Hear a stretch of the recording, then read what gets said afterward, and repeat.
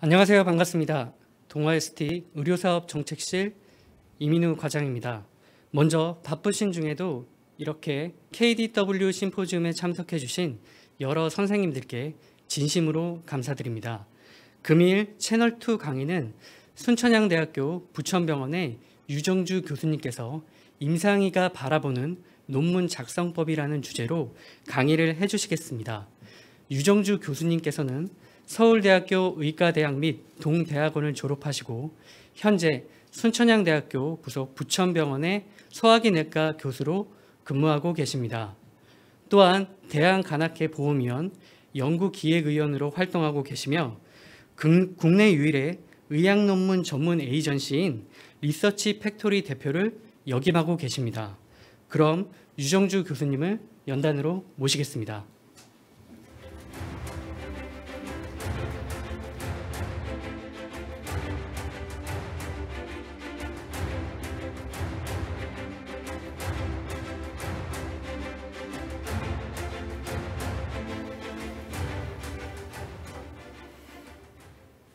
네, 안녕하세요. 소개받은 순천향의대 부천병원 유정주입니다. 오늘 제가 말씀드릴 내용은 임상의가 바라보는 논문 작성법이고 부제를 제가 개인적으로 대학병원의 둔제 생존기라고 붙였습니다. 자, 오늘 서브 토픽입니다. 사실 이 강의를 처음 의뢰를 받았을 때 고민을 참 많이 했습니다. 제가 사실 뭐 대가도 아니고요. 이제 뭐 갓 조교수 돼서 막 하고 있는 시점에 내가 누구를 가르칠 수 있는가 생각을 했는데 문득 그런 생각이 들더라고요. 천재는 일반인을 가르칠 수 없습니다. 그런데 바보가 평민이 된 사람은 바보를 가르칠 수 있습니다. 제가 약간 후자에 해당하는 케이스이기 때문에 조금 이제 저처럼 이렇게 힘들게 논문 때문에 고생하는 사람이 있으면 도움을 드릴 수 있지 않을까 마음으로 준비를 했고요. 그래서 실제로 강의에는 이제 아마 제가 겪었던 발로 뛰었던 그리고 어디서도 들을 수 없던 내용 위주로 준비를 했습니다.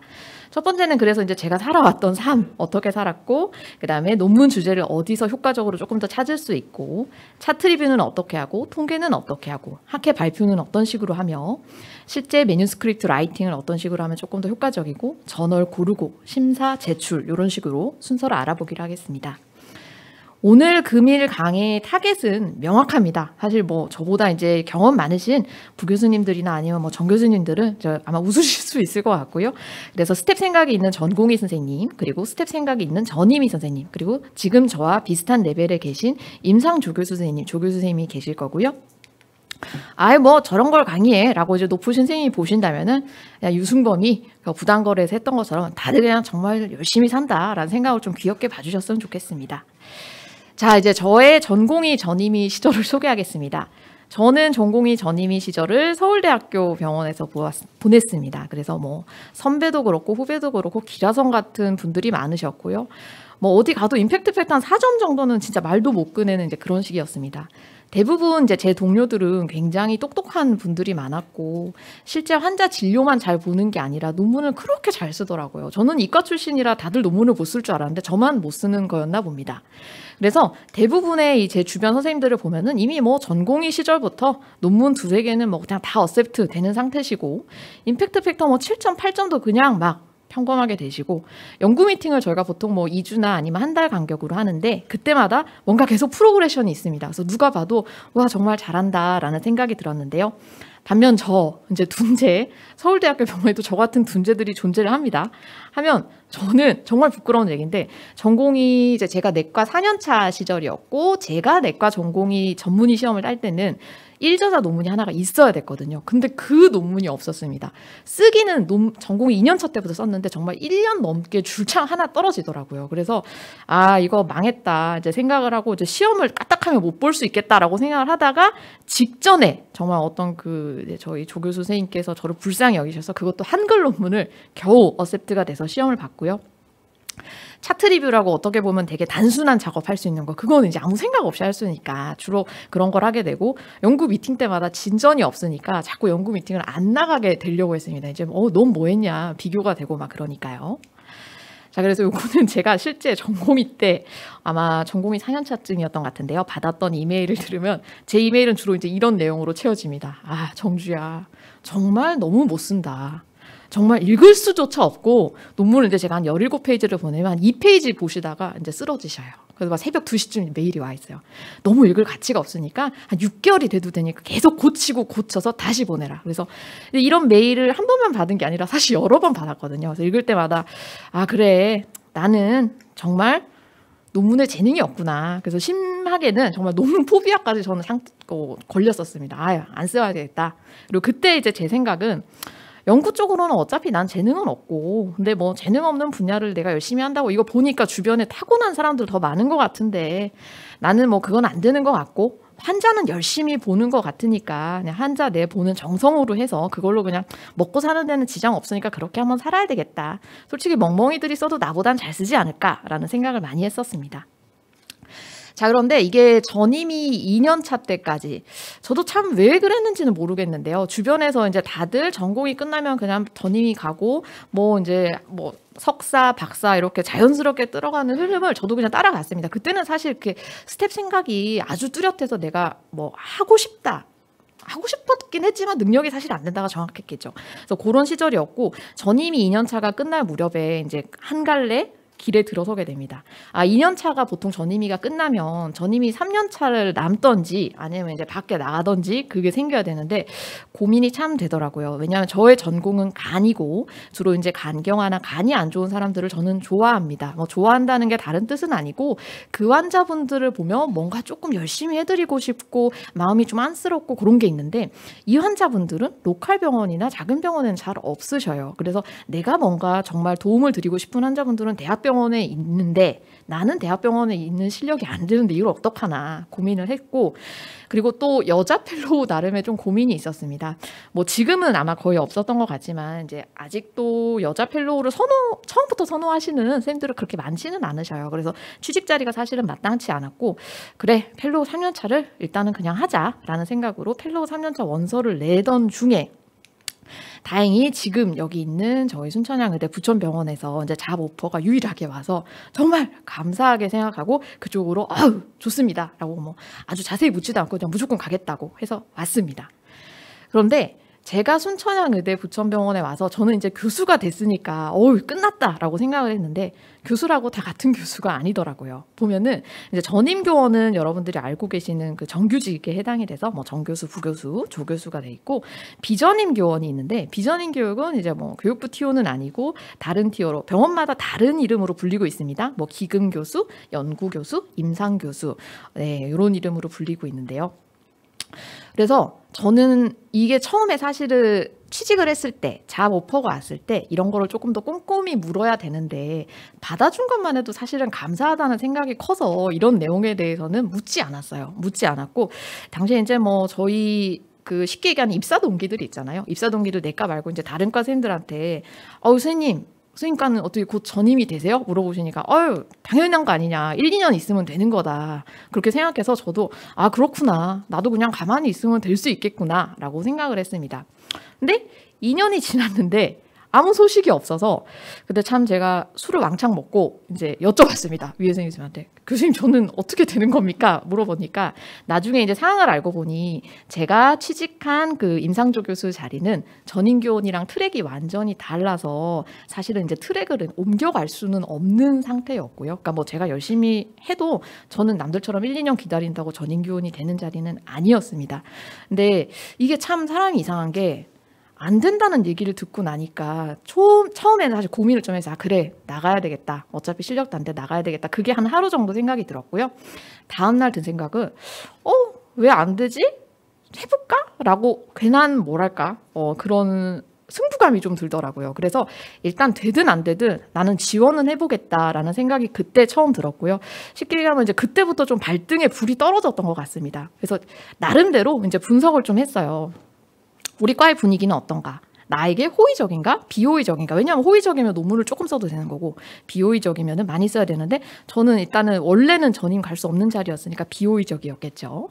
그리고 과의 특성상 이게 뭐 내과 계열은 아무래도 논문이 많이 필요하고 외과나 서저리과는 뭐 상대적으로 논문이 좀 덜 필요한 편이고 그리고 이제 기존에 바로 직전에 전임되셨던 교수님들 실적이 어떠한가 이런 걸 이제 계산을 했더니 참 저는 이 조합이 안 좋더라고요. 그 비호의적이고 그다음에 과의 특성은 논문이 많이 필요한 과고 제 전에 이제 전임 되셨던 교수님은 역대급 논문을 쓰고 되셨더라고요. 그래서 나는 이 평균 기준으로는 이거 원서 내보는 것도 못할 거고 그냥 평균의 2-3배는 써야 원서라도 내볼 수 있겠다 생각을 들었고 그래서 계산했더니 한 달에 하나는 써야 뭔가 조금 얘기라도 꺼내보겠다라는 생각이 들었습니다. 그래서 이제 그때부터 발등에 불이 떨어졌기 때문에 묵혀둔 주제를 제가 그전까지는 정말 막 위에 교수님이 논문을 주시면 미루고 또 미루고 전화를 피하고 막 이런 일들이 있었는데 급하니까 다 받아왔어요. 원래 쓰던 거 그다음에 주변에서 야 이거 뭐 진전이 안 돼서 누가 안 쓰고 있어 다 받아왔습니다. 그래서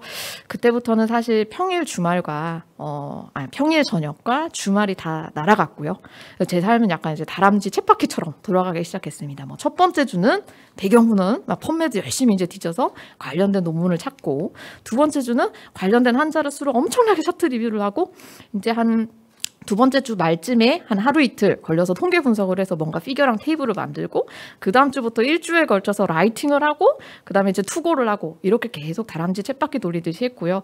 나름의 세웠던 기준 한 달에 하나는 써야 되겠다를 했는데 이게 한 3개월은 그렇게 했는데도 전혀 느낌이 안 와요. 그 느낌이 안 나는 게 뭐 너무 못 써요. 정말 어쩜 이렇게 계속 쓰는데 못 쓸 수 있지라는 생각이 들 정도로 정말 이거 안 되겠다. 몸은 몸대로 버리고 뭐 실력은 실력대로 안 나오고 업적은 업적대로 없고 큰일 났다 싶었는데 4번째에서 6번째 논문이 넘어갈 때가 되니까 뭔가 내가 지금 이거 하고 있는 거 안에 규칙이 있네? 그리고 이 규칙대로 하니까 그래도 처음보다는 조금 작성하기가 쉽네? 라는 생각이 들었고요. 이게 이제 7번째 논문 넘어가니까 이제 7번째 논문 정도 쓸 때 되면은 처음에 썼던 첫 번째, 두 번째, 세 번째 논문들은 이제 뭐 메이저 리비전 거쳐서 어셉트가 된 상태거든요. 그래서 그때 난 진짜 둔재라도 최소 임팩트 팩터 1, 2점 정도는 쓸 수 있겠다라는 생각이 처음으로 들었습니다. 임팩트 팩터 1, 2점 여러분 되게 우스워 보이잖아요. 근데 저 같은 둔재한테는 정말 그 SCIE라는 것 자체조차도 너무 감사했던 시기였고요. 그래서 이제 이 상태로 거의 한 2년 반 정도를 살게 되었고 다행히 그래서 이제 잘 뭐 논문이나 그런 게 서큘레이션이 되어서 전임 지원할 때는 이제 SCI 한 14개 정도를 지원을 하게 됐고 다행히 이제 전임으로 제가 발령을 받게 됐습니다.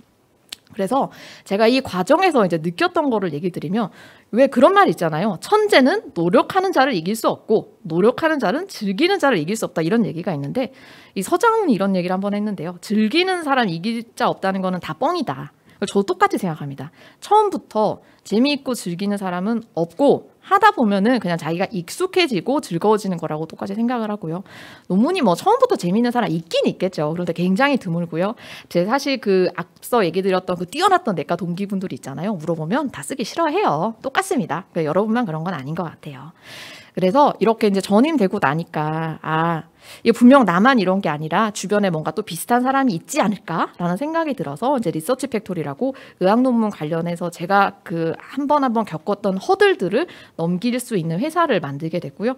지금은 이제 다행히 뭐 빅데이터라든지 아니면 뭐 ECRF라든지 일러스트레이션 쪽으로 잘 운영되고 있습니다. 자, 이제 여기까지가 조금 배경이었고요. 배경을 조금 듣고 나니까 그래. 뭐 너 힘들게 보냈겠다. 이제 어떤 일이 있었는지 한번 들어보자라는 생각이 조금 드시죠? 네. 다음은 이제 논문의 주제를 어떻게 찾는지 논문 시작 과정을 한번 조금 보기로 하겠습니다. 자, 좋은 논문 주제란 뭘까요? 좋은 논문 주제란 이게 결국 제가 생각했을 때는 3가지 카테고리로 나눌 수가 있을 텐데요. 첫 번째는 그냥 남들이 관심 있는 주제, 즉 퍼블리시가 잘 될 만한 주제, 잘 나가는 주제가 있을 거고요. 그 다음에 퍼블리시랑 관계없이 그냥 내가 학문적으로 관심이 있는 주제가 있을 거고요. 그 다음에 마지막으로 이건 뭐 남들 관심도 없고 나도 관심 없는데 그냥 우리 과에서 챙기는 논문이 있을 겁니다. 제가 뭐 첫 번째, 두 번째에 대해서는 자세히 설명을 드릴 거고요. 그 시니어 교수님이 주신 주제에 대해서 조금 얘기를 드리면 이거 생각보다 중요합니다. 사실 펠로우 때는 위에서 시키기만 하니까 너무 싫었는데요. 저도 과의 일원이잖아요. 그리고 우리 과가 잘 커나가고 우리 과의 환자가 많아지고 우리 과의 업적이 커져야 저도 나가는 거거든요. 근데 그 과가 운영되기 위해서는 나도 어느 정도는 노력과 희생을 해야 됩니다. 여러분 막 60대에서도 혼자 논문 쓰고 싶지 않으시죠? 밑에 뭐 사람 아무도 도와주는 사람 없이. 그러면 어느 정도는 나도 그 컨트리뷰션을 조금 해야 되는 중요한 목적이 있습니다.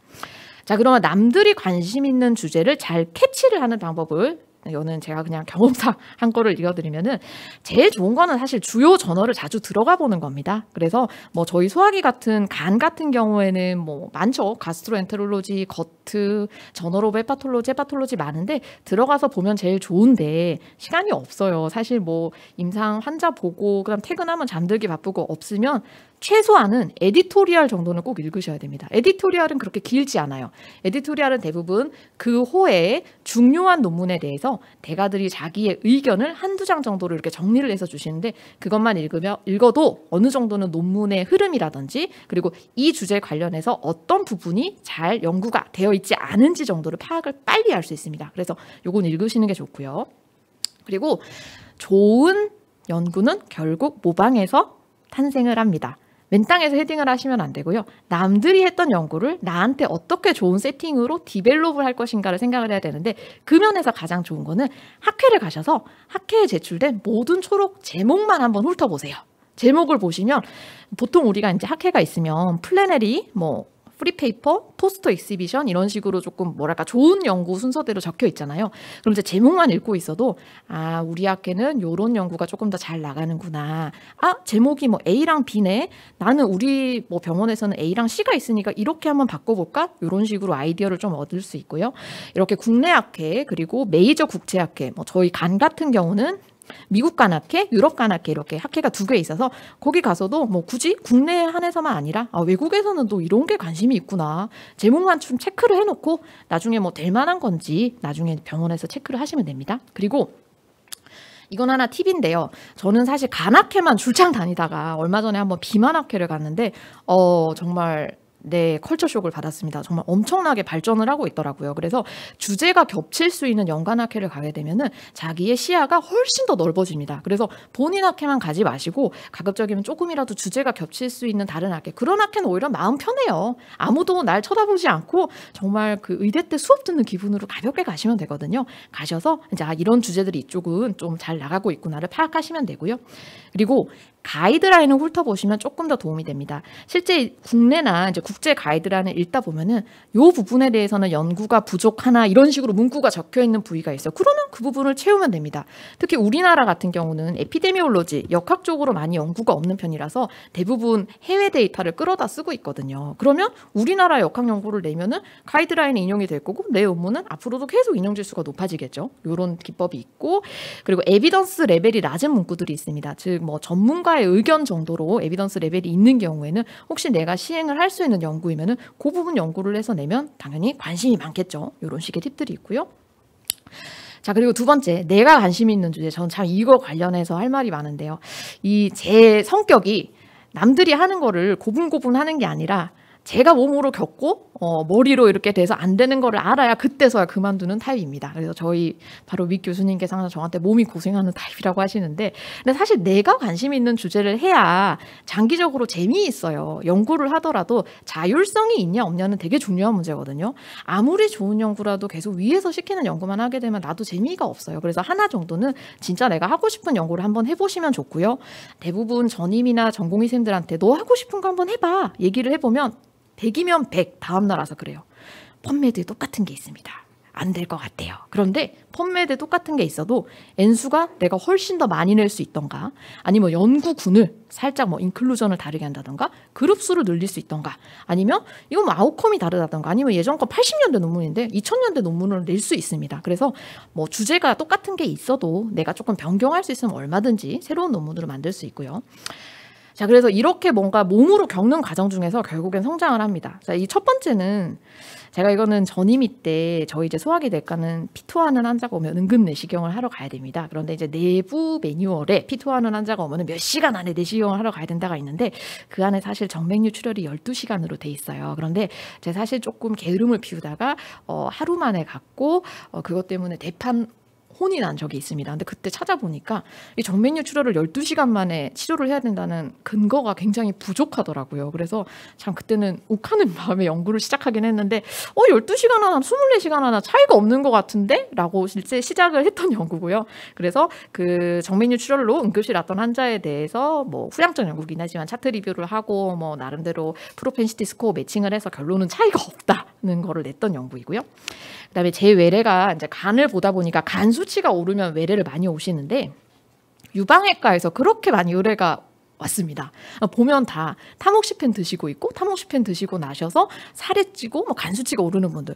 근데 또 찾아보니까 약간 또 그 연구가 없는 거는 아니에요. 없는 건 아닌데 소규모 연구가 많고 우리나라 연구가 없더라고요. 그래서 시작을 해야 되겠다. 우리 병원은 많은 것 같아 라고 처음에 이 주제를 시작하려고 하니까 위 선생님이 말리셨어요. 야 그거 좀 별로 임팩트도 없을 것 같아 라고 했는데 아예 궁금하니까 시작할게요. 시작했는데 환자가 1,300명이 나왔습니다. 그래서 아주 후회를 했죠. 근데 제 성격이 또 직접 아닌 거 똥이라고 겪어봐야 아는 성격이어서 결국에는 그 1,300명을 대상으로 해서 이제 논문을 내게 됐고요. 그 관련 쓰고 나니까 근데 또 이거 관련해서는 메타 논문이 없네? 라고 해서 같은 주제로 타모xi펜을 쓰는 환자들이 실제 지방간 비율이 얼마나 발생하고 어떤 사람한테 많이 발생하는지 메타 연구까지 이제 연결이 되었던 케이스입니다. 주제가 왜 이렇게 중요한지 다시 한번 좀 얘기를 드리면요. 그 교수님들 간혹 이제 저희 전공이나 전임의들한테 논문 주시고 그 논문을 이제 어디 냈는데 자꾸 떨어지면은 얘가 라이팅을 못한 건가라고 생각하실 때가 간혹 있으실 거예요. 저도 그렇고. 근데 실은 찾아보면은 논문의 어셉트나 퍼블리시에 영향을 미치는 인자는 결국에는 주제랑 연구 세팅이 거의 60-70%를 차지합니다. 그리고 뭐 분석 방법이나 라이팅도 물론 중요하지만 첫 세팅부터 이미 제목만 봐도 임팩트 팩터가 어느 정도는 결정되는 경우가 사실은 많이 있어요. 그래서 저는 사실 개인적으로 교수님들이라면은 우리가 사실 사업이 잘 되려면은 드리머와 아키텍처가 있어야 된다고 합니다. 드리머는 뭐 정말 이상적으로 어떻게 나가야 된다라고 이거 방향을 잡아주는 사람이고 아키텍처는 그 밑에서 실행을 해주는 사람을 뜻하거든요. 그래서 저는 교수님들이 정말 논문을 잘 쓰시고 싶으면 일의 위임, 남이 할 수 있는 거는 남한테 내리시고 본인이 하실 수 있는 주제나 연구 세팅 쪽으로 조금 더 고민하시는 게 더 시간 효율이 높지 않을까라고 생각을 합니다.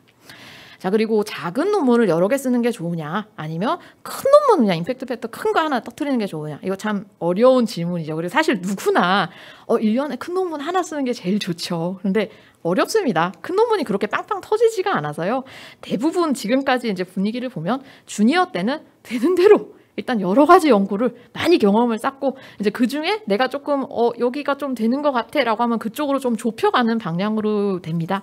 근데 결국 뭐 나중에 시니어 돼서 많이 겪게 되는 전향적 연구나 뭐 이런 걸 하기 위해서는 그 전에 후향적 연구들을 충분히 경험을 해야 거기서 경험이 쌓이면서 좋은 연구가 탄생을 한다고 생각합니다. 그래서 너무 임팩트 팩터 높은 거에 이제 목을 매게 되면은 사람이 우울해집니다. 목표는 낮게 잡고 그 낮은 거를 여러 번 갖고 가면은 결국에 좋은 결과가 나올 것이라고 생각합니다.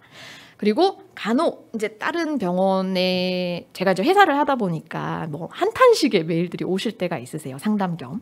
저희 병원은 연구를 너무 하고 싶다. 그런데 너무 작다. 그리고 주제도 없고 한자도 없는데 이거 뭐 우리는 어떡하냐. 이런 식의 질문들이 가끔 오시는데요. 일단 작은 병원에서도 논문을 쓰는 가장 편한 방법은 그냥 원래 있는 DB를 이용하시는 게 제일 좋습니다. 원래 있는 DB는 국건형이나 아니면 빅데이터, 뭐 빅데이터는 신청을 해야 되지만 국건형 같은 경우 신청만 하면 바로 볼 수 있잖아요. 그래서 이제 그런 데서 이용할 수 있고 굳이 환자가 없어도 쓸 수 있는 메타 분석 연구가 있을 수 있고요. 그리고 다기간 연구 프로포저를 본인이 하시고 그 다음에 대신에 뭐 교신 저자는 그쪽 교수님한테 드리고 나는 라이팅을 충분히 담당하겠다 얘기를 하시면 그쪽 교수님들도 대부분은 어셉트를 하세요.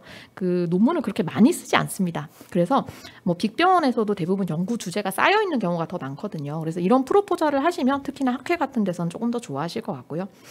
이거는 그래서 제 개인적 생각인데 저는 이제 회사에서 될지는 모르겠지만 뭔가 내가 이 연구를 하고 싶은데 같이 하고 싶은 사람이 없어요. 이거를 매칭을 해줄 수 있는 플랫폼을 한번 만들어 보려고 하고 있는데 한 5년 안에는 좋은 소식 전해드릴 수 있도록 하겠습니다. 자, 이제 후향적 연구부터 간단하게 좀 살펴보겠습니다.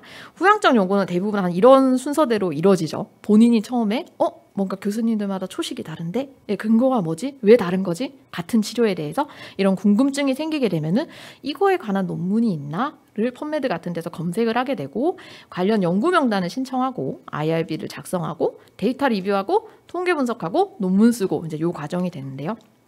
첫 번째, 연구 명단을 신청할 때 후양적 연구는 결국 연구 명단을 신청해야 되는데 이 연구 명단을 신청하는 곳은 대부분 전산실이나 아니면 의무기록실이세요.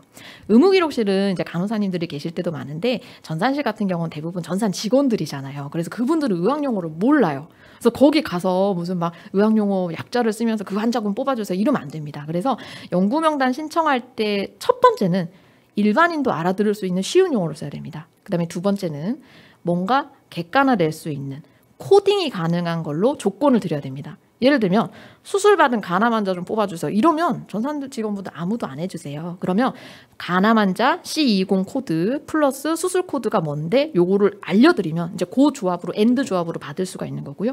그리고 코드가 병원별로 그 시기별로 바뀌는 경우가 꽤 있습니다. 예를 들어서 전에는 수술 코드가 뭐 이거였는데 어떤 이유로 다시 코드가 또 바뀔 수가 있기 때문에 이런 코드가 빠지지 않는지 한 번씩 꼭 확인을 해주셔야 되고요.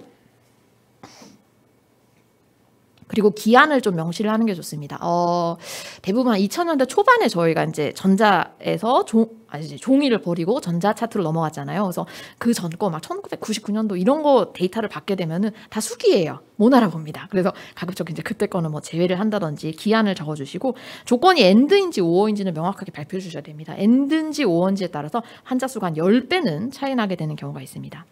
그리고 간혹 연구를 하다가 생존 자료가 필요한 경우가 있습니다. 생존 자료는 그 병원에서 사망을 했으면 다행이신데 뭐 팔로우 로스가 됐다든지 다른 데서 사망하셨으면 알 수가 없어요. 뭐 그냥 컨센서스도 센서드 데이터로 해도 되지만 조금 더 정확하게 하고 싶은 분들은 통계진흥원에다가 생존 자료를 신청하면 되고요.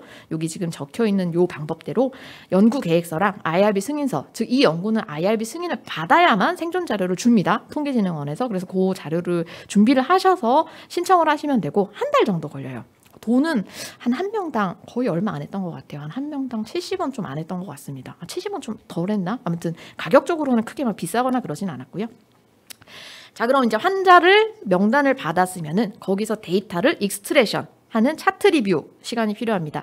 저는 이게 제일 부러운 게 저 때는 EMR에서 이 데이터를 뽑아내는 과정이 잘 없었거든요. 근데 요새 이제 좋은 EMR들은 조건만 넣으면은 뭐 혈액 검사 결과가 막 자동으로 뽑히고 이러더라고요. 괜찮 부러운 기능입니다. 근데 이제 대부분의 EMR은 아직까지는 그런 일이 많이 없어서 결국 수기로 이제 해야 되거든요. 근데 그 엑셀에다가 차트 리뷰를 하게 되는데 결국 이 차트 리뷰 코딩할 때 본인이 알고 계셔야 되는 거는 이 차트 리뷰 코딩은 의무 기록을 복사하는 게 아닙니다. 통계 프로그램으로 보내기 위한 징검다리 역할을 하는 거거든요. 즉 통계 프로그램이 읽을 수 있는 언어로 가급적이면 코딩을 하시는 게 좋아요. 남자, 여자 이렇게 치면 통계 프로그램은 못 알아먹어요. 남자는 1, 여자는 2 이런 식으로 숫자를 배열을 하고 그런 식의 조건이 필요하고요. 그리고 가급적이면 앞서 얘기 드린 것처럼 통계 그 데이터는 영어로 변수명은 영어로 설정하시는 게 좋고 빈칸을 또 있게 되면 이 통계 프로그램 특히 뭐 SPSS 이런 게 잘 R이나 못 알아들을 때가 있더라고요. 그래서 빈칸 대신에 언더바 변수명 설정하실 때 그리고 뭐 특수부어나 아니면은 기호나 괄호 같은 것도 변수 인식 못하기 때문에 그런 부분 조심해 주시면 되고 앞서 얘기 드린 것처럼 이게 제일 중요합니다. 가급적 숫자만 입력하시고 텍스트를 만약에 입력하시고 싶으시면 맨 끝에다가 마지막에 그냥 몰아서 해주세요. 예를 들면 뭐 그런 경우가 있어요. 나이는 조금 부정확한데 뭐 음주력을 많이 먹은 것 같다, 적게 먹은 것 같다, 0, 1 이렇게 했는데 1 해놓고 다시 가로 열고 잘 모르겠음 이렇게 적어놓으면 통계 프로그램에서는 에러가 납니다. 그래서 뭐 0이든 1이든 뭔가 넣어놓고 그 다음에 뒤쪽에다가 다시 텍스트를 모아놓으시는 게 나중에 에러가 덜 나는 길입니다. 이런 한 번 한 번이 다 시간을 잡아먹더라고요. 자, 그리고 변수 설명 페이지. 그 변수가 뭐를 의미를 하고 이 변수 설정에서 0과 1이 각각 뭐를 의미를 하는지를 엑셀 시트 옆에다가 하나 더 만들어 놓으세요. 이게 정말 필요합니다. 왜냐하면 대부분 이제 데이터 이렇게 해서 연구를 내잖아요. 그러면 이제 막 논문 내고 떨어지고 반복을 하다 보면 한 논문을 이제 분석한 시점부터 한 1년 정도 있다가 갑자기 리비전 추가 통계를 돌리라고 날아오거든요. 그럼 그때 엑셀을 열면 내가 썼던 변수명인데 이게 뭔지 모르겠어요. 이게 3이 뭐였지? 그리고 내가 또 보면 다행인데 내가 이직을 하게 되거나 딴 데를 가게 돼서 그거를 뭐 후배한테 주고 왔는데 그 후배도 몰라요. 이러면 서로 의사소통이 되지가 않습니다. 그래서 담당자가 바뀌어도 누구나 알 수 있도록 변수 설명 페이지는 꼭 중요합니다. 데이터 적어놓는 페이지랑 따로 이거는 정리를 해놓으시는 게 필수고요. 그리고 다기간 연구를 하다 보면 가장 골머리를 앓는 게 날짜 코딩입니다. 날짜 코딩을 참 왜 이렇게 다양하게 쓰시는지 모르겠는데 뭐 YYY, MMDD 이런 식도 있고 아니면 뭐 18년 7월 18일 이런 것도 있고 뭐 3 July 뭐 19 뭐 이런 식으로 하는 경우도 있고 그래서 처음 날짜를 할 때는 어떤 식으로 코딩할 건지를 꼭 적어 놓으세요. 예시를. 그러니까 저는 사실 YYY, MMDD가 제일 편하거든요. 뭐 그걸로 하겠다라는 식으로 뭐 다 이거는 일률화 시키는 게 좋고 그다음에 하나 더 시간이 된다면 데이터 유효성 검사를 설정하시는 게 좋습니다. 제가 한 번은 어떤 간경화 관련해서 연구를 돌렸는데 혈색소, 헤모글로빈이 계속 유의하게 나오는 거예요. 그래서 이게 헤모글로빈이 무슨 임상적 의미인가 해서 봤더니 헤모글로빈은 대부분 여러분 아시다시피 10에서 뭐 많으면 15 정도잖아요. 한 분의 기록값이 147이 돼 있더라고요. 졸면서 쓴 거죠. 근데 이제 이게 그대로 익혀지니까 뭔가 되게 유의한 것처럼 나오는 거고요. 그래서 데이터 이 유효성 검사는 지금 보시면 엑셀에서 데이터 시트로 들어가게 되면 데이터 유효성 검사라고 하는 거를 누르면은 옆쪽에 이제 데이터 유효성이라고 설정할 수 있는 창이 뜨고요. 예를 들면 젠더라는 F열은 0과 1로만 코딩을 하고 싶다. 다른 숫자가 들어가면 에러가 나도록 해야 된다라고 하면 최소값은 얼마, 최대값은 얼마 이런 식으로 설정을 해놓고 이러면 예를 들어서 내가 졸다가 2를 눌러도 에러값이 뜹니다. 뜨기 때문에 바로 그 자리에서 수정을 할 수가 있어서 나중에 데이터 오류를 줄일 수 있는 방법이 됩니다. 그리고 EMR은 대부분 뭐 저희 병원도 그렇지만 아마 대부분 한 창에서 다 여러 군데를 볼 수 있지는 않습니다. 의무기록 볼 수 있는 거 따로, 혈액검사 볼 수 있는 거 따로, 뭐 팍스나 영상검사 볼 수 있는 거 따로, 처방 볼 수 있는 거 따로면은 한 창에서 볼 수 있는 거는 한 곳으로 몰아주세요. 예를 들면 위에 보시면 성별, 나이, 발병일자, 재발 여부 이런 거는 의무기록에서 한꺼번에 볼 수 있으면 걔네들은 옆으로 모아주세요. 한 번에 따로 가지 않아도 되도록. 그다음에 뭐 항생제 종류, 항생제 기간 같은 경우에는 처방에서 볼 수 있으니까 처방으로 될 수 있는 항목들을 모아주시면 되고요. 마찬가지 뒤에 뭐 컬처나 아니면 혈액 검사 같은 경우는 그대로 모아주시고. 그래서 차트 리뷰는 한 창에서 볼 수 있는 것을 계속 리뷰를 하는 게 낫습니다. 무슨 말이냐면 어떤 환자에 대해서 의무기록 내용도 적어야 되고 랩 내용도 적어야 되면 환자 1에 대해서 병렬로 의무기록도 쓰고 그 다음에 랩도 채우고 이런 것보다는 의무기록은 의무기록대로 그 창에서 계속 그냥 보고 랩은 랩대로 환자들끼리 몰아서 보는 게 훨씬 속도는 빠른 것 같고요. 그 다음에 차트 리뷰는 정말 단순 작업의 극치이기 때문에 너무도 지칩니다. 그래서 20분 하고 10분은 꼭 딴 일을 하시는 뭐 뽀모도로 기법을 해야 되고 요새 뭐 유튜브 보니까 각종 노동 요가가 많더라고요. 그냥 아무 생각 없이 하고 계시면은 어느덧 조금 엑셀은 채워져 있습니다. 그리고 랩을 이제 배열을 하실 때 이거 WBC, PLT 막 이런 식으로 자기가 섞어서 하면은 그 EMR 창에서 뜨는 대로 안 나오면은 또 헷갈려요. 그래서 자기 EMR 창에서 보이는 순서대로 예를 들어서 혈액 검사 결과가 나는 뭐 백혈구, 그다음에 혈소판 순서로 보인다고 하면은 엑셀 파일도 똑같이 배열을 해주시는 게 좋고요. 그다음에 원칙 4는 값이 없을 때는 빈 칸을 남겨두시면 나중에 모릅니다. 이거 없어서 안 채운 건지 아니면 내가 아직 안 한 건지를 모르기 때문에 NA 이런 식으로 채워놔야 나중에 헷갈리지가 않습니다.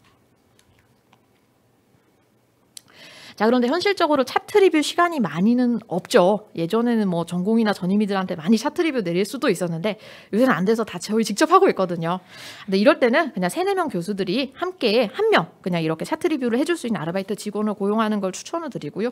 뭐 비정규직이라도 이렇게 신약개발 임상연구원 모임 이런 사이트에다가 이제 관련 게시글을 올리시면 되고 연구간호사 일반적으로 보통 알고 계시는 게 이제 연구간호사들인데 의무기록사분들도 생각보다 이런 차트 리뷰 쪽으로는 많이 잘 하십니다. 그리고 뭐 인건비나 그게 연구간호사 분들보다 더 높지는 않으세요. 그래서 이런 쪽도 조금 열린 마음으로 고려를 해주시면 좋겠습니다.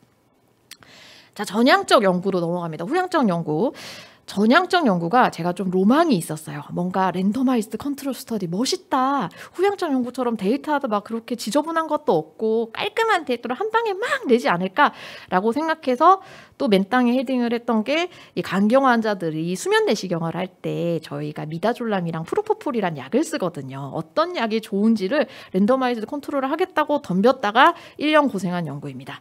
랜더마이즈드 컨트롤 스터디는 실제로는 아름답지 않습니다. 연구 기반이 있는 데에서 해야 돼요. 그러니까 나를 도와줄 수 있는 연구 간호사나 아니면 뭐 최소한 동의서를 받아줄 수 있는 사람들이 도와줄 수 있는 사람들이 있어야 되는데 저 같은 경우에는 아무 도와준 사람이 없는 데서 해서 샘플 사이즈 계산도 혼자 하고 환자가 오면은 그 동의서 받는 것도 제가 하고 거기 랜더마이제이션 하는 것도 제가 하고 데이터도 하고 이러다 보니까 너무 지치더라고요. 그래서 가급적이면 조금 큰 병원에서 하시면 좋지 않을까라는 생각이 들고요. 그리고 전향적 연구가 환자 모집이 안 됩니다. 여러분들 그거 아세요? 그 임상 연구 하시면 환자 왜 우리가 뭐 샘플 사이즈 몇 명 모이잖아요.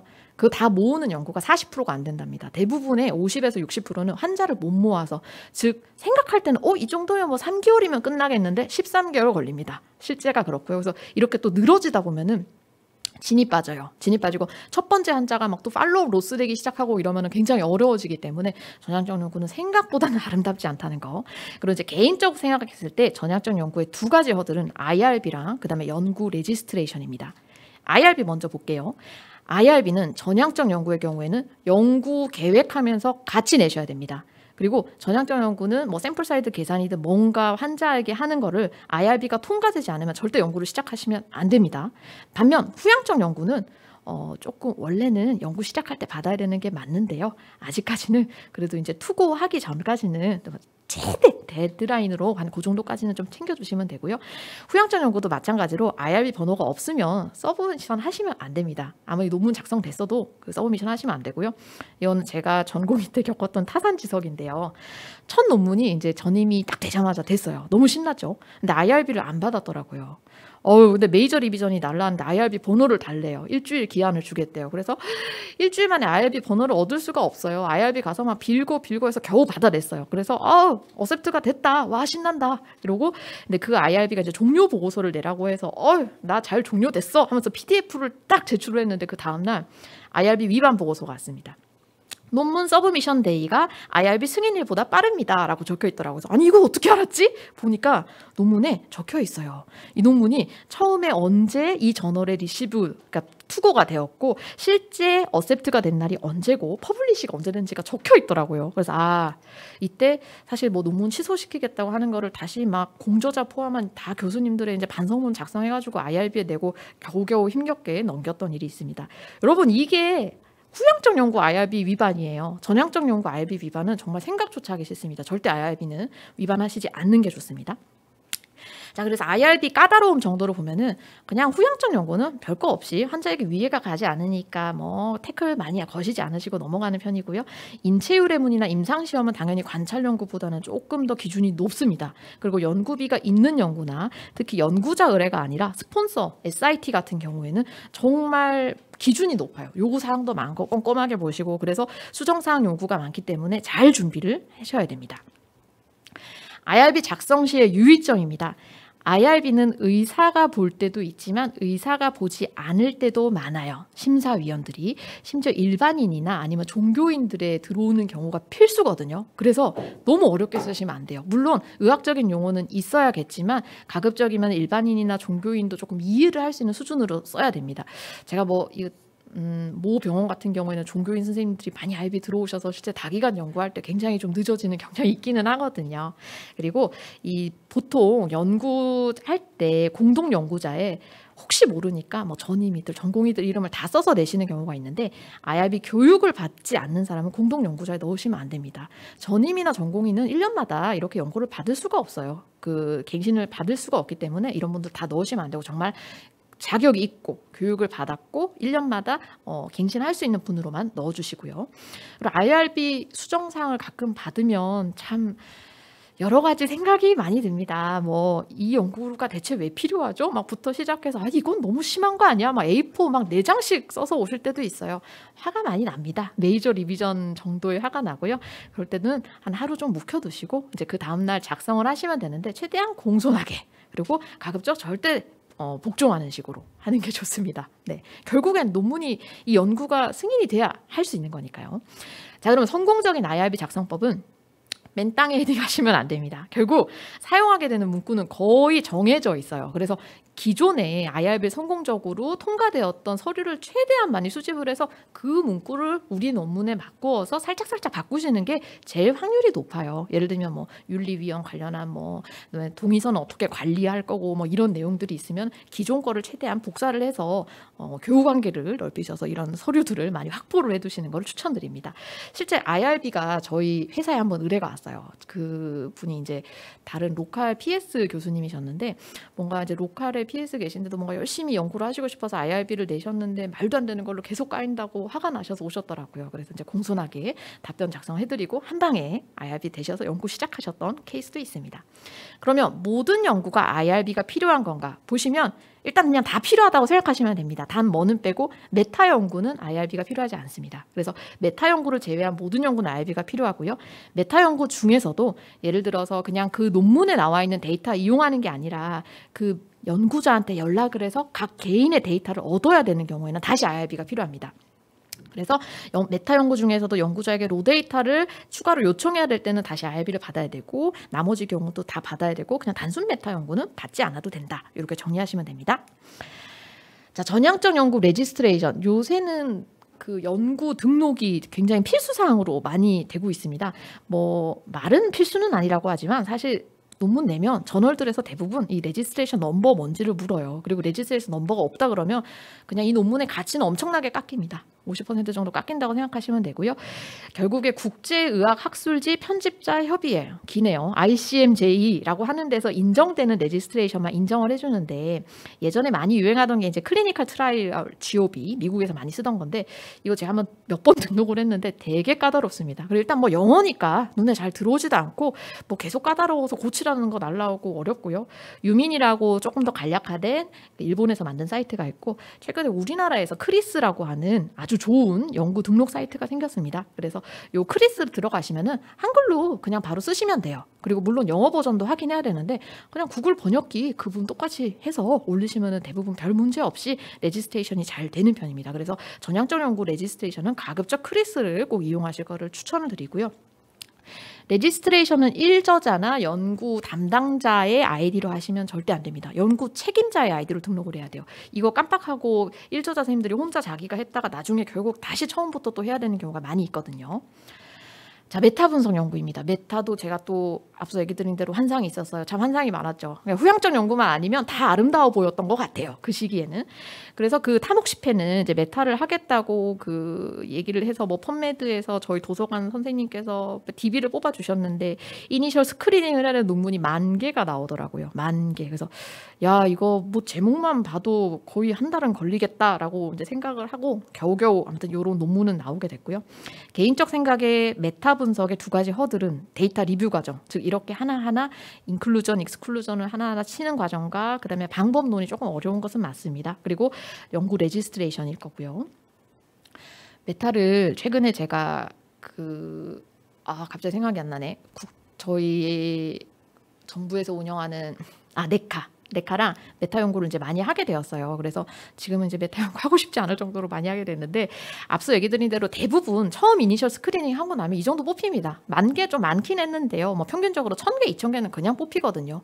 이거 컴퓨터에 앉아서 계속 인 아웃 하고 있으면은 정신이 좀 혼미해집니다. 그래서 개인적 추천드리는 거는 좋은 사이트들이 많아요. 요새 코비던스라는 사이트가 있는데 코비던스에 저희가 그 뭐 1,000개나 2,000개 그 데이터 엔드노트로 올리면은 핸드폰으로 접속이 됩니다. 접속이 돼서 제목이랑 초록이 보여요. 그러면 그냥 버스 타고 다니던지 아니면 어디 지나다니면서 그냥 하나씩 5개씩 이렇게 예스, 노 뭐 이런 식으로 누를 수가 있어요. 그래서 스크리닝 과정이 코비던스를 겪으면서 극적으로 빨라졌거든요. 그래서 이렇게 DB가 조금 많고 앉아서 하기에 조금 처음부터 10,000개를 하려면 질리잖아요. 그래서 왔다 갔다 하면서 뭐 출퇴근 시간에 한 50개씩 본다 이렇게 좀 계획을 장기적으로 잡고 보시면 되고 코비던스가 제 기억에 아마 한 주제당 DB 사용료가 20만 원 정도일 거예요. 대신에 연구자는 무제한으로 초청을 할 수 있거든요. 그래서 스크리닝도 원래는 한 명 하면 안 되는 거 아시죠? 2명이나 3명 여러분들이 해야 되는데 같은 공동 연구자분들끼리 그 엑셀 가지고 막 눈에 안 보이게 하지 마시고 코비던스 이용하시는 거 추천드립니다.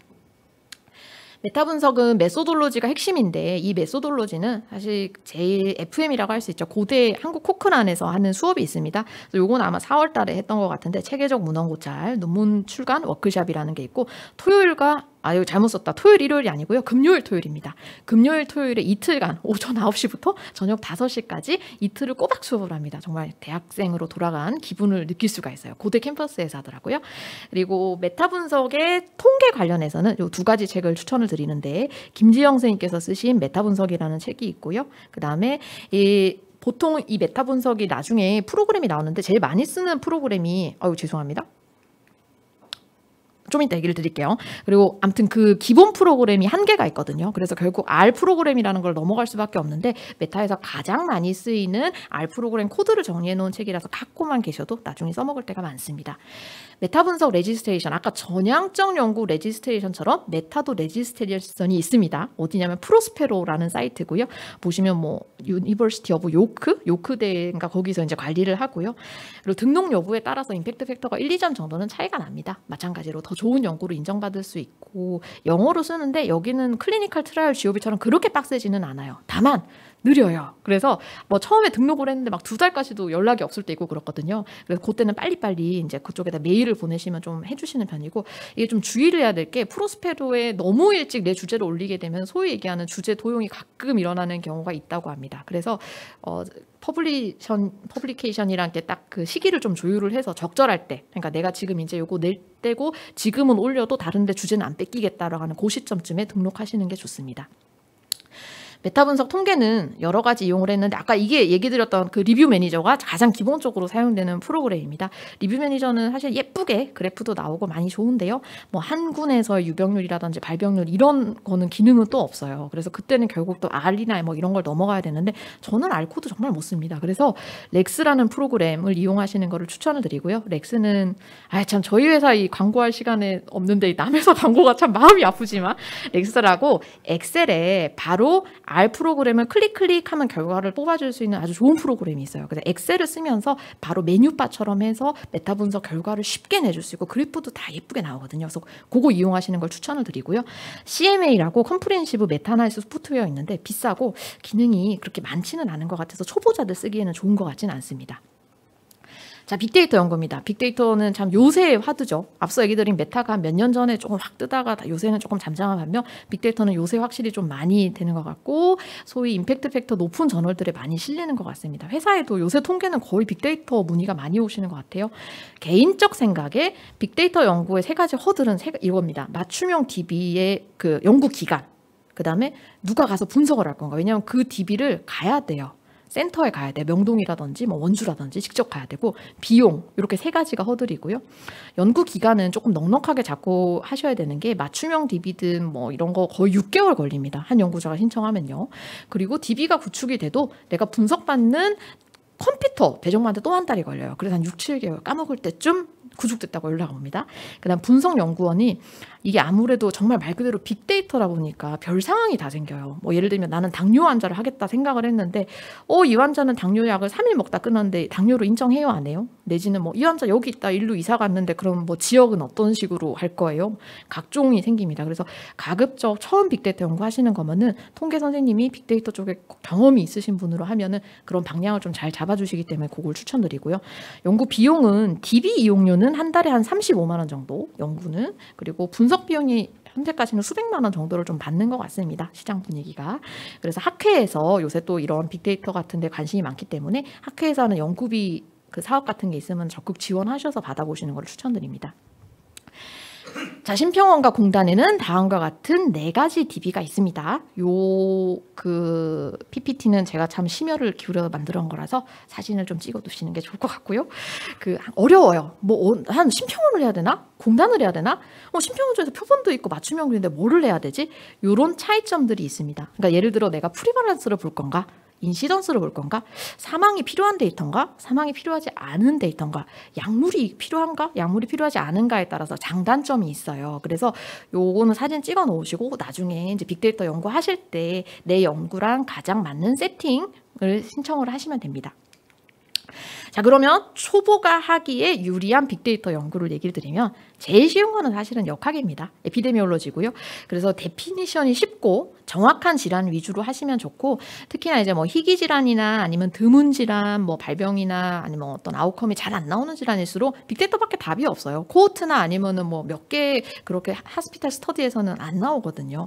그래서 예를 들면 헤파토셀룰라 칼시노마 환자를 보겠다. 이거는 굉장히 쉬운 축에 속합니다. 왜냐하면 우리가 희귀 난치, 중증 코드가 적용이 돼 있잖아요. 그래서 코드 하나면은 환자를 정의를 할 수 있기 때문에 이런 거는 굉장히 좋은 연구고요.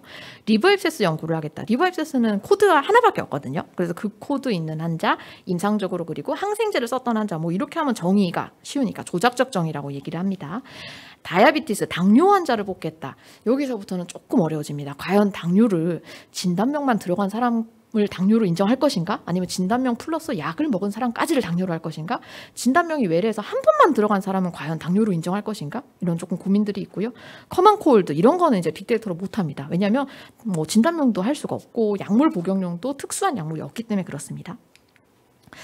그리고 잠깐만요. 네네. 자, 다음은 이제 통계입니다. 통계는 참 어렵죠. 어렵고, 근데 저는 개인적 생각할 때 통계는 여기 적혀 있는 요 항목만 돌리시면은 본인들이 연구하시는 거에 최대한 85% 정도는 다 커버가 됩니다. 그리고 여기 적힌 것들이 어려운 것들은 아니거든요. 그래서 저는 추천드리는 책이 이 두 권인데, 닥터베 의학 통계랑 그다음에 이게 의학 통계학 통계 분석학 안재혁 교수님 쓰셨던 그 책인데요. 몇 년 지나도 이거보다 좋은 책은 잘 안 나오는 것 같아요. 그래서 요거는 이제 돌리실 수 있도록 본인이 꼭 익혀 놓으시고, 근데 어쩔 수 없이 사실 내가 못 돌릴 수준의 통계가 있습니다. 예를 들면 뭐 프로펜시티 스코어 매칭 같은 거 SPSS에서 최근 버전은 되지만 잘 안 되거든요. 그래서 통계를 상담을 이용을 할 일이 병원마다 생길 거예요. 각 병원에 통계 상담실이 있을 수도 있고 아니면 저희처럼 유료하는 상담실에 오실 수도 있고, 그때는 통계 선생님과의 그 커뮤니케이션 스킬이 상당히 중요합니다. 통계 선생님은 전산 선생님과 마찬가지로 의학적 지식 없어요. 대부분 없기 때문에 연구를 좀 상세하게 직접 만나서 설명드리는 게 베스트입니다. 가장 좋습니다. 그래서 연구 목적을 명확하게 설명드리고, 의학 용어를 모르시기 때문에 저는 이 연구에서 SBP를 볼 거예요. SBP? 시스톨릭 블러드 프레셔인가? 아니면은 뭐 스폰티니어스 박테리얼 페리토나이티스인가? 의사도 헷갈리잖아요. 마찬가지 더 몰라요. 그래서 쉬운 한글 용어로 바꿔주시고, 그다음에 아까 얘기 드렸던 변수 설명 페이지 있잖아요. 이거를 꼭 꼼꼼하게 기록을 해놓으셔야 커뮤니케이션에 되고, 통계 상담이 내가 통계를 의뢰한다고 다음날 바로 나오지가 않습니다. 이분들은 이제 여러 가지 일들을 맡고 있잖아요. 그래서 최소한 며칠은 걸린다라고 생각을 하시고, 초록 접수일이나 그거를 조금 여유 있게 두고 접수를 해야지, 내일이 초록 접수인데 오늘 가서 이거 당장 돌려달라 이러면은 대부분 환영하지 않으실 거예요. 그리고 이런 미스커뮤니케이션을 막으려면 제일 좋은 거는 더미 테이블이나 피겨의 X, Y축이 뭐면 된다라고 그냥 명확하게 얘기해 주시는 게 제일 좋고요. 그리고 가끔 통계 돌려주세요 하면서 레퍼런스 논문을 막 10개씩 보내는 분들이 간혹 있는데, 그 통계생들 논문 잘 안 읽습니다. 그래서 레퍼런스 논문 은 예를 들어서 꼭 필요한 테이블만, 요 테이블 3에 해당하는 거랑 비슷한 형태로 하고 싶다, 이런 식으로 그런 필요한 것만 하시면 되고, 더미 테이블은 딴 게 아니라 이런 식으로 이제 뭐 테이블이 있으면은 이 군이 뭐고 P밸류는 뭐고 항목은 뭐 필요하다, 그럼 뭐 민인지 아니면 메디안인지 이런 거 조금 적어주시면은 그 커뮤니케이션 도움이 됩니다. 자, 이제 라이팅 넘어갈게요. 라이팅이 의외로 제가 할 말이 별로 없습니다. 전 글을 잘 못 써요. 자, 여기서 잠깐 이제 쉬어가는 타이밍으로, 현실적으로 논문 쓸 시간이 많이들 없으실 거예요. 저도 사실은 그런데요. 저는 사실 논문 쓰는 그 기간 동안은 워라밸을, 특히 임상과가 유지를 한다는 거는 넌센스라고 생각합니다. 네, 그렇게 되면은 환자도 못 보게 되고 논문도 못 나오는 경우가 많고요. 중요한 거는 이제 어느 교수님한테는 여쭤봐도 적어도 30분에서 뭐 60분 정도는 내 혼자 있는 시간을 확보를 하는 게 제일 좋고, 그때는 핸드폰이나 카톡 같은 거는 가급적 외부는 차단을 하고, 그래서 그렇게 쓰는 집중하는 30분이 설렁설렁하는 2시간보다는 훨씬 효율이 높고요. 실제 뭐 논문 병원들마다 많이 쓰시는 교수님들 계시잖아요. 물어보면 언제 교수님 쓰세요? 하면은 출근하기 전에 새벽, 아니면 다 퇴근하시고 10시 이후, 아니면 뭐 토요일 점심때, 이런 식으로 아무도 방해받지 않고 본인이 통으로 쓸 수 있는 시간을 확실히 선호를 하세요.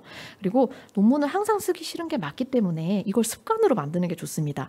보통 이제 주변 선생님들 보면 난 논문 몰아서 써. 근데 그렇게 되면 몰아서 쓸 때마다 쓰기가 싫어져요. 그래서 그렇게 한 논문을 여러 번 쓰려고 하지 마시고 매일 한 줄 쓰시는 것만 하시면 되고, 실제 습관의 재발견이 보시면은 하루에 팔굽혀펴기를 한 번 하게 되면은 결국 사람이 운동을 잘하게 된다는 거랑 같은 맥락입니다. 라이팅 팁은 이거 미생에 나왔던 얘기거든요. 한글로 쓸 때 말이 돼야 결국 영어가 말이 됩니다. 이 내용이 내가 나를 설득을 할 수 있는 내용이어야 돼요. 사실 한글로 썼는데 나도 잘 모르겠어요. 영어로 바꾼다고 그게 멋있어질까요? 그렇지 않습니다. 그래서 영어는 의외로 큰 허들이 아닙니다. 한글로 잘 쓰셔야 돼요. 한글로 말이 돼야 되고. 왜냐면 요새는 구글 번역기나 이런 게 굉장히 많이 좋아졌거든요. 그래서 한글로 소제목이나 이런 게 말이 되게 이 정도는 내가 봐도 이해하겠어 정도가 되면 그냥 그 한글 문장을 구글 번역기로 옮기세요. 저는 이 구글 번역기 만나고 나서 사실 논문 작성 속도가 한 두세 배는 빨라진 것 같습니다. 영어에 대한 어떤 스트레스를 좀 버렸던 것 같고 구글 번역기는 논문 언어가 많이 입력이 돼 있는 것 같아요. DB에. 그래서 웬만한 거 치면 굉장히 논문스러운 단어가 많이 이제 나오거든요. 물론 그대로 이용하시지 않고 조금씩 변형하시겠지만 그렇게 부담 갖지 말고 사용하시고요. 라이팅은 뭐 키논문 10개 갖다 놓고 비슷하게 뭐 짜집기 하시는 분들이 사실 처음 시작할 땐 제일 좋고요. 저희 뭐 유사도 할 때 보통 6단어 넘어가면 유사도가 뜨니까 이제 그런 거 좀 조심하시면 되고 어느 부분을 먼저 쓰나요? 이건 사람마다 차이가 있습니다. 저 같은 경우에는 테이블 피겨를 먼저 쓰고 그다음 거기에 해당한 리절트 쓰고 메소드, 인트로, 디스커션, 앱스트랙트 이런 식으로 쓰는데 뭐 본인 선호하시는 방법대로 하시게 됩니다. 그리고 영어 잘 쓸 필요 전혀 없습니다. 그 해밍웨이나 이런 사람들 썼던 글 보면은 중학생도 읽을 수 있을 수준이거든요. 그래서 쉽고 직관적인 언어로 한 문장 길게 쓸 필요 없고요. 그냥 짧게 쉬운 영어로 쓰셔도 다 알아듣습니다. 오히려 그런 영어가 더 환영을 받고요. 분량은 그냥 여기 이제 적어놨는데 분량이 작은 거는 오히려 문제가 안 되는데 분량이 너무 많으면은 저널 서브미션 할 때 문제되는 경우가 많이 있거든요. 그래서 지금 적혀져 있는 이제 요 정도 용량은 넘지 않도록 요새 뭐 3,000워드 뭐 이런 식으로 제한이 조금 많아져서 그렇습니다. 인트로나 이제 메소드 이제 각 부분에 대해서 얘기를 드릴게요. 인트로나 메소드나 뭐 리절트 디스커션은 저는 지금도 그냥 자기만의 정해진 구성 규칙을 따르시는 게 제일 좋습니다. 그러니까 저 같은 경우에는 예를 들어 인트로에서 첫 번째는 연구 현황, 뭐 필요성, 중요성 쓰고 그다음에 지금까지 관련 연구가 어땠는지 간단하게 좀 언급해주고 여기인데 뭐가 없었다를 언급하고 우리 논문의 에임, 목적이 어떤가 써주게 되고요. 매트리얼은 저는 실제로 이 순서대로 씁니다. 연구 디자인이 어떻고 기간이 어떻고 IRB는 받았고 그다음에 인클루전, 익스클루전은 뭐고 그다음에 여기에 나오는 변수가 뭐고 아웃컴이 뭐고 데피니션 어떻게 할 거고 이 연구 엔드 포인트는 뭐고 통계는 어떻게 했고 이제 이 순서대로 모든 논문이 지금 이렇게 쓰고 있거든요. 근데 이거는 저의 그냥 순서인 거고 본인들이 선호하시는 방법이 있으실 거예요. 그 방법대로 뭔가 항상 모든 논문을 맞추시면 다람쥐 쳇바퀴 돌리는 게 조금 더 빨라집니다. 그래서 여기 보시면 이제 DA 1229 동아에서 이제 발표된 논문도 매터리얼 부분 보면 실제로 스터디 디자인 그리고 연구자, 서브젝트, 엔드 포인트는 뭐고 통계는 어떻고 이런 식으로 이제 문단이 나눠져 있는 거 볼 수 있고요. 리절트도 그냥 자기 순서대로 쓰세요. 저는 항상 첫 번째 순서가 뭐 베이스라인 캐릭터리스트로 가게 되는데 연구마다 그걸 선호하는 분도 있고 뭐 나는 프라이머리 엔드 포인트를 좀 더 강조하고 싶다 하면 그걸 그냥 처음에 바로 쓰시고 이제 세컨더리 엔드 포인트에 해당하는 문단 연결해 쓰시면 되고 아니면 테이블이나 피겨 순서대로 나열하겠다 다 좋습니다. 어쨌든 본인의 순서는 모든 논문마다 일치하시는 게 가급적 좋습니다. 그리고 앞서 얘기 드렸던 이제 그 논문 동일한 논문 보시면 실제 첫 번째는 이제 베이스라인 캐릭터리스틱, 그다음에 에피카시가 어떻고, 그다음 이 논문의 세이프티가 약제가 어떻고로 잘 이제 정리가 돼 있고요. 디스커션이 진짜 어렵죠. 항상 논문 쓸 때 디스커션을 너무 쓰기가 싫은데 이 순서를 정해놓고 나서 저도 조금 스트레스를 약간 덜었거든요. 그래서 첫 번째 문단은 우리 연구 내용 간단히 정리를 해주겠다. 그다음에 기존 연구들 정리해주고 이 연구에 우리 논문에서 뉴 파인딩을 최소 2개는 내가 잡아낸다. 그래서 뉴 파인딩 1이 다른 연구랑 비교하면 어떻다, 뉴 파인딩 2가 어떻다. 그다음에 연구 제안점 쓰고 뭐 앞으로 어떤 연구를 추가하면 좋겠다 쓰면서 컨클루전 쓰고 끝낸다. 모두 이렇게 되고요. 네, 디스커션 팁을 좀 드리면 여러분 학회 구연 발표 걸리시면 너무 무섭죠. 저도 사실 막 구연 포스터 있으면 원래 막 포스터 누르고 이랬었거든요. 근데 구연 발표가 논문 쓰기에는 정말 제일 좋은 장소입니다. 발표 자체 스트레스 받지 마세요. 그 발표 망한 거 본인만 기억하지 다들 기억 사실 못합니다. 근데 이제 구연 발표를 내가 뭔가 까이러 간다 이렇게 생각하지 마시고 디스커션에 쓸 내용을 여기서 좀 풍부하게 받아보겠다라는 생각으로 하면 관점이 확 바뀝니다. 왜냐면 이제 발표하고 막 교수님들 일어나서 물으시잖아요. 막 무서워요. 이분들이 나를 공격하려고 하는 게 아니라 정말 전문가 입장에서 궁금한 거 물으시는 거거든요. 그게 디스커션 포인트입니다. 그거를 쓰셔요. 이제 그 발표 끝나고 나서 이 질문 나왔네? 이거 디스커션 한 문단으로 쓰면 좋겠다. 이런 식으로 되면 디스커션이 조금 더 쉽게 풀려가고요. 실제로 논문을 내보잖아요. 그러면 메이저 리비전이 오면 그때 학회 발표 때 교수님들 물었던 내용이 다 메이저 리비전에 적혀 있습니다. 요거를 이용하면은 그때 질문 받았던 내용을 조금 더 보충해서 내면은 임팩트 팩터가 확 올라가는 겁니다. 왜냐면 전문가가 봐도 이거 제한점이 이제 뭐 없어졌거든요. 그래서 이렇게 학회 발표를 보는 관점을 조금 더 바꾸시는 걸 추천드립니다. 자, 제목과 초록의 중요해서 제목이랑 초록은 꼭 투자를 내서 예쁘게 꾸미세요. 여러분 이 남자와 이 남자가 있으면 누구랑 데이트를 하시겠습니까? 사실 같은 사람이잖아요. 근데 이 뭐 컨텐츠가 같아도 일단 첫인상이 어떤지에 따라서 대부분 이제 결정이 되거든요. 그 논문을 내면 에디터인 치프가 제목과 초록을 보고 에디터한테 보낼지 말지를 결정하거든요. 근데 그 에디터인 치프가 논문 전체를 읽어볼 확률은 10%도 안 됩니다. 10%도 높게 잡았죠. EIC는 그 에디터들도 그렇고 이 일만 하는 사람들이 아닙니다. 우리처럼 이런 일들을 하고 있어요. 뭐 해진 돌고 환자 보고 그다음에 이제 밤 돼야 겨우 그런 일을 하게 되는데 사람의 에너지 레벨은 밤이 될수록 떨어집니다. 저녁이 되면 인내심이 없어요. 그래서 다 이렇게 읽고 싶은 생각이 안 들기 때문에 항상 꼭 좋은 인상으로. 그다음에 에디터도 마찬가지로 논문 첫 인상이 대부분 초록이랑 제목이 결정을 한다고 하거든요. 그래서 하루 시간 내서 여기 있는 시간을 정말 들이시는 게 좋습니다. 그리고 가급적 평서문을 이용하시는 게 좋습니다. 저 사실 어렸을 때 Aor B, 그러니까 의문형으로 내면 궁금해서 내 거 읽어보지 않을까 했는데 아무도 안 읽어요. 그래서 뭐 which one is better, A or B 이런 식은 그냥 대가들만 쓸 수 있는 거고 실제 우리가 이제 쓰는 거는 지금 보이는 제목처럼 이 논문이 뭐를 얘기하고자 하는지 명확하게 보이시는 게 제일 좋습니다. 평서문 형태 아니면 결론으로 문장 쓰시는 것도 괜찮고요. 영문 교정업체입니다. 이거는 개인적으로 제가 경험했던 업체들인데요. 참 여기 많은 일들이 있었는데 간혹 이제 뭐 MDPI 계열 저널들 같은 경우에는 논문 영문 교정을 하라고 하면서 은근슬쩍 자기네들 영문 교정을 이용하라고 권하는 경우도 있어요. 그래서 이제 그런 경우에 이용했던 업체들이고요.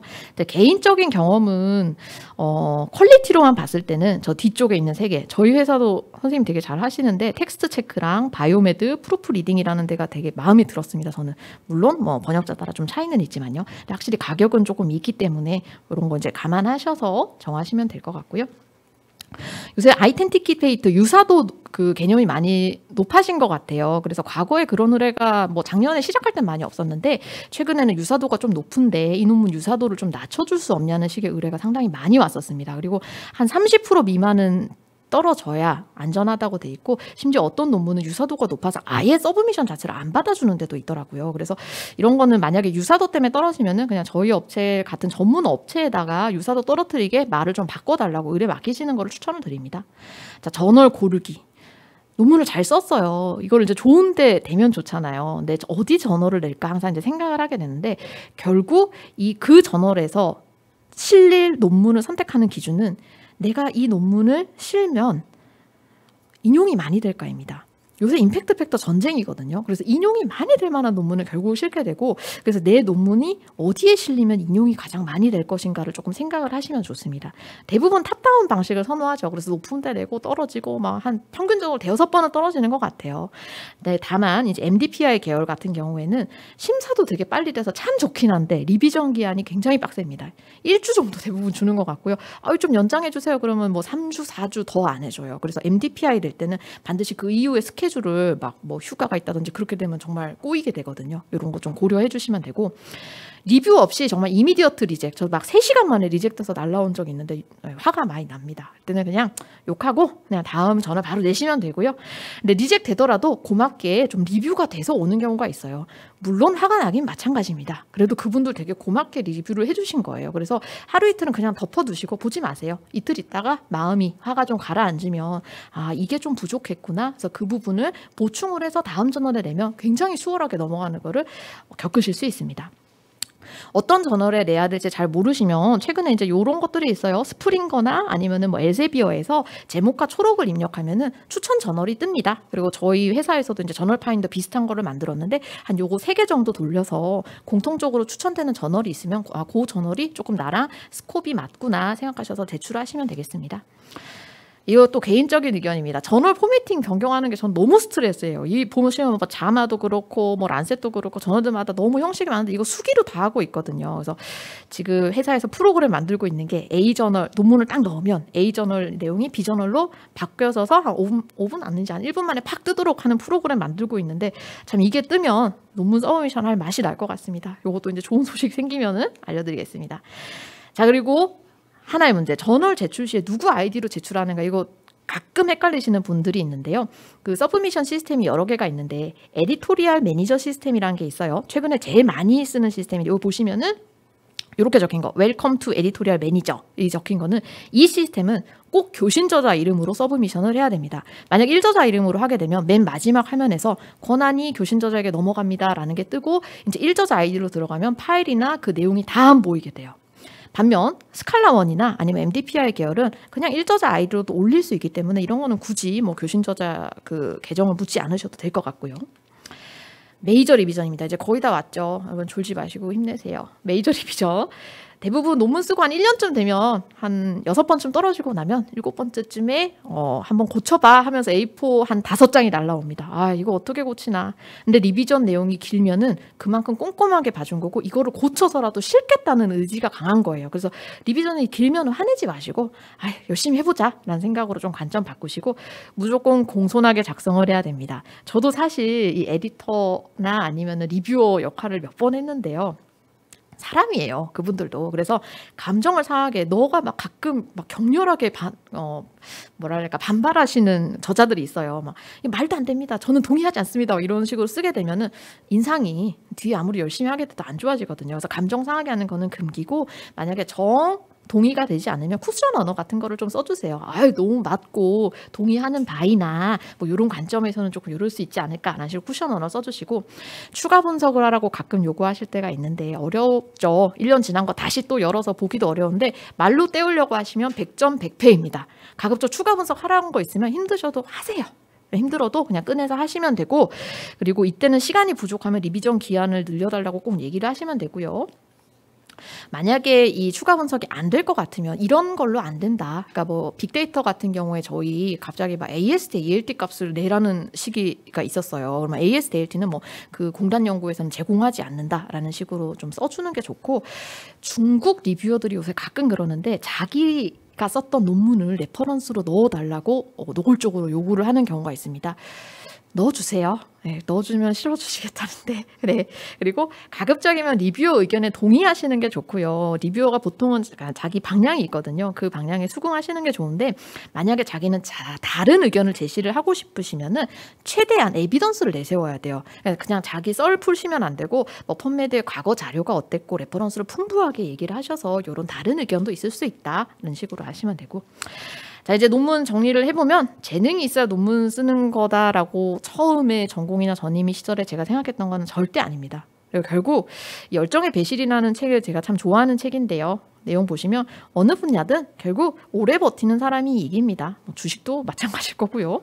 그래서 가늘고 길게 가더라도 그냥 길게 가는 사람이 결국 승리를 하고 열정은 자기가 처음부터 재밌어서 그 분야를 하는 사람은 거의 없어요. 그냥 하고 경험이 쌓이고 그러면 실력이 쌓이게 되면 부산물로 이제 따라오게 되는 거고 그리고 실력이 조금 더 높아지고 싶으면은 시간 투자와 그리고 약간의 어떤 자기의 한계를 넘어서는 불편함은 계속 좀 필요한 것 같습니다.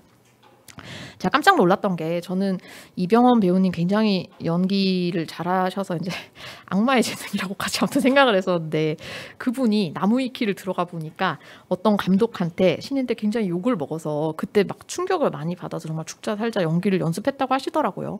마찬가지로 이제 드리고 싶었던 얘기가 처음부터 재능 있는 사람은 거의 없습니다. 거의 없고 우리는 한국인이잖아요. 영어로 쓰는 뭐 그런 한계가 어차피 있을 수밖에 없으니까 열심히 하시다 보면은 결국에 올라오실 겁니다. 저 같은 둔재도 이 정도까지 올라올 수 있었으니까 여러분은 훨씬 더 잘하실 수 있을 것 같아요.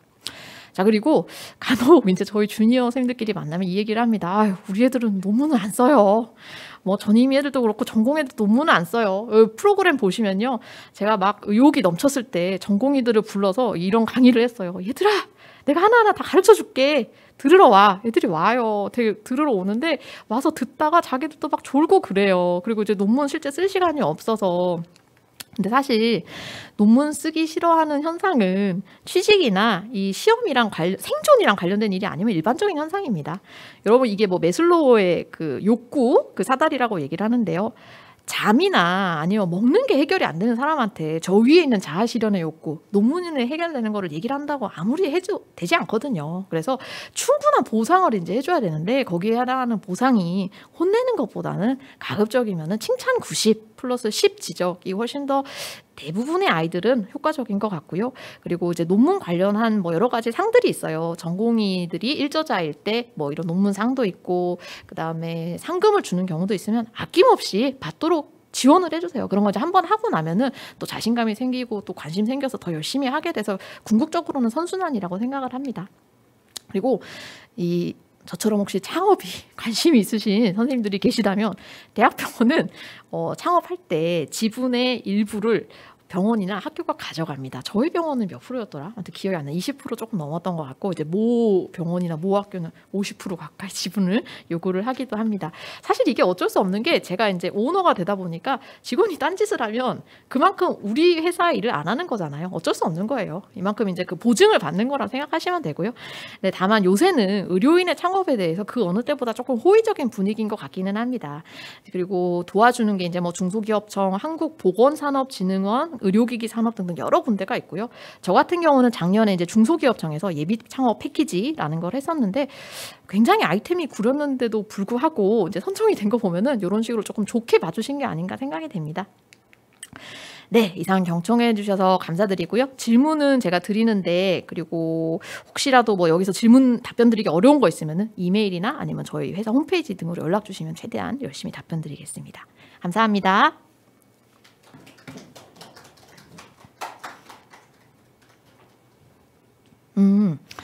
예, 첫 번째 이제 질문이 왔고요. 오즈 레이쇼, P-밸류, CR 등 논문 보는데 필요한 기본 용어의 설명을 부탁드립니다. 이게 되게 많아요. 기본 용어가 사실은 많고 분야마다 조금 달라요. 이제 오즈 레이쇼나 P-밸류 이런 건 당연히 많이들 쓰는 건데 CR은 혹시 뭐 항암 치료 CR을 얘기를 하시는 걸까요? 예. 그래서 기본 용어는 이제 그 분야에 맞게 본인이 이제 정리를 하시는 수밖에 없을 것 같고요. 아까 얘기 드린 것처럼 이제 다른 분야의 사람들, 뭐 통계선생님이나 그런 때는 설명을 잘 해드려야 되니까 정리를 좀 해주시면 좋겠습니다. 이거는 조금 자세히 얘기 드리기에는 약간 광범위한 내용이라서 다음 질문 넘어가겠습니다. 어떤 약물을 주었을 때 어느 합병증의 발생률이 20% 감소했다면 이 수치는 무엇에 비해 감소했다는 의미인지 예를 들어 설명을 부탁드립니다. 이게 한 군이라면 합병증이 발생했다는 게 말이 안 되는 거고요. 두 군이라면 당연히 설명이 되겠죠. 근데 만약에 한 군인데 발생률이 20% 감소를 했다는 거는 전에 예를 들어서 컨트롤 그룹이 이미 보고가 됐을 경우에는 가능할 것 같아요. 컨트롤 그룹에서 뭐 이 약물을 쓰지 않았을 때 합병증이 얼마인데 이 약물을 쓰니까 합병증이 얼마다. 그래서 한 군인데 그리고 레퍼런스가 없는데 저 표현을 쓰는 거는 옳지는 않은 것 같습니다. 네. 그 최일주 교수님, 진짜 NEJM을 살면서 2번이나 치렀다는 건 저는 정말 말로 표현할 수 정도 대단한 건데 이 NEJM이 얼마나 어려운 건지 물어보셨는데요. 쉽게 얘기하면은 서브미션 한번 해보는 것도 굉장히 영광으로 생각합니다. NEJM은 보통 서브미션을 다 할 수 있는 게 아니라요. 그 인콰이어라고 이거 서브미션 해도 되나요? 라고 묻는 란이 있어요. 그럼 거기다 내용고를 간단히 보내면 서브미션은 한번 해봐요. 라고 그 답변 받는 것만 해도 굉장한 영광으로 느껴질 정도로 네, 그렇습니다. 네, 문의 들어왔던 논문 주제 중에서 가장 다루기 어렵게 느껴졌던 논문 주제. 네. 저 개인적으로는 저희가 이제 의학 논문을 회사다 보니까 의사들만 오시는 게 아니라 이제 치과 선생님이나 아니면 간호대 선생님들도 많이 오시거든요. 근데 저는 의학 논문이 익숙하잖아요. 근데 치대와 간호대 분위기는 또 다르더라고요. 그래서 개인적으로는 사실 간호대 논문이 조금 많이 어려웠었고 저희 쪽에서는 많이 사용하지 않는 뭐 통계 P-밸류라든지 그런 거가 좀 있어서 그때 좀 많이 고생을 했습니다. 근데 한편으로는 간호대든 치대든 거기도 이제 자기네 스키마가 있어서 그거를 한번 세팅을 해놓고 나니까 그 이후에 의뢰 주시는 분들은 오히려 쉽게 좀 다 흘러갔던 것 같아요. 그래서 결국 가장 다루기 어려졌던 논문 주제는 처음 다루는 논문, 처음 분야일 것 같아요. 네, 다음 문제 보여주세요. 저희 회사 리서치 팩토리요. 리서치 팩토리는 쉽게 설명을 드리면 그냥 이제 논문 쓰는데 들어가는 여러 과정에 조금 더 도움을 주겠다는 회사입니다. 그래서 처음 만들 때는 제가 계속 논문이 한 13번 막 이렇게 떨어져서 서브미션을 해주는 회사로 원래는 만들었고요. 근데 그 서브미션도 사실 사람이 하다 보니까 하루에 몇 개를 못하고 이게 또 사람이 하다 보니까 에러가 생겨요. 그래서 지금은 서브미션 파트는 이제 프로그램 개발하려고 바꾸고 있고 현재는 빅데이터랑 그다음에 메디컬 일러스트레이션 쪽으로 조금 더 열심히 이제 하고 있는 상태입니다. 네, 다음 질문 보여주시고요. 의사랑 스타트업 대표를 하고 계신데 둘 중에 어느 분야가 어려우신가요? 둘 중에 하나만 고를 수 있다면 어느 분야를 선택하실까요? 네, 스타트업이 100배는 어렵습니다. 저 사실 스타트업 이제 1년 됐는데요. 처음엔 재밌다가 2달 재밌고 3달째부터 엄청 후회를 많이 했고요. 어려운 거는 사람 대하는 게 제일 어렵습니다. 결국 이제 여러분들이 계시는 데는 의사 사회잖아요. 그래서 이 생활에 익숙해 있다가 쉽게 얘기하면 이제 일상생활에 사람들과 많이 달라요. 많이 다르고 소위 얘기하는 90년대생이 왔다. 또 이제 많이 겪긴 했고 세대 차이 그런 것도 좀 많이 겪고요. 그리고 어쨌든 여러분 그 생각하시죠? 내가 200 예를 들어 월급을 내가 한 500을 받으면 나는 병원에 500을 일하겠다 생각하시잖아요. 대표가 되면 마인드가 달라집니다. 500을 일하는데 직원이 500밖에 일 안 하잖아요. 그 회사 부도 나요. 500을 일하면 사실 뭐 4대 보험이라든지 다른 것까지 해야 되기 때문에 조금 더 해야 되거든요. 그래서 대부분 한 직원이 1.5배에서 2배 정도 벌게 되면은 똔똔입니다. 운영 유지비랑 뭐 이런 걸 했을 때. 근데 대부분 저도 그렇지만 직원 입장일 땐 그 생각을 안 하게 되죠. 다행히 지금 저희 선생님들 직원분들은 전혀 그런 분들이 안 들인데 이제 그런 거에 대한 고민에서 인건비를 못 주면 어떡하나 막 정말 월말 되면 항상 다리를 떨면서 자고 있습니다. 네. 다음 이제 끝인가요? 네, 마지막 질문이었습니다. 네, 오늘 잘 들어주셔서 감사합니다.